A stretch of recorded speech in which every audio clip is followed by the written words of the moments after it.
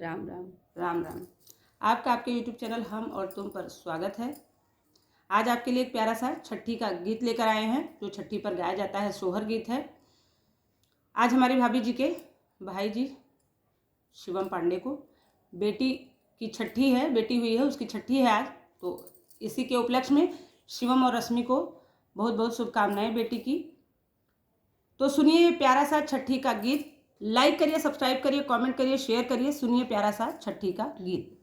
के या छठिया धरावा है, छठी बैठावा है, छठिया धरावा है हो। राम के है कर गर्भिन, नदिया जलाए नाही आई जे सुनी कैना, आई जे सुनी कैना आई है हो।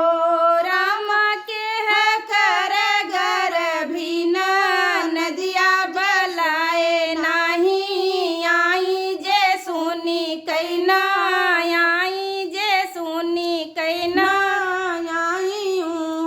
अपने महालिया से नंदी गरजी केरा बोलै घुमड़ी केरा, बोलै घुमड़ी केरा बोलाई हो।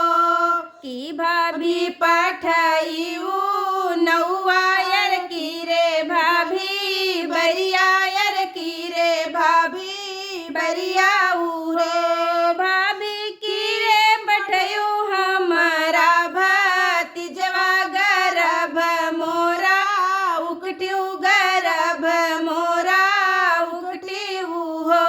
भाभी की रे पठैऊ हमारा भतीजवा गर्भ मोरा, उकट्यू गर्भ मोरा उकट्यू हो। अपने महालिया से भौजी गड़प केरा बोलै तड़प केरा बोलाई हो।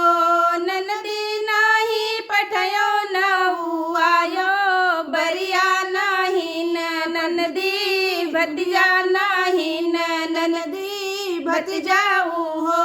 ननदी पठयो शिवा में ऐसा भैया जैसा सुनी कैना आयो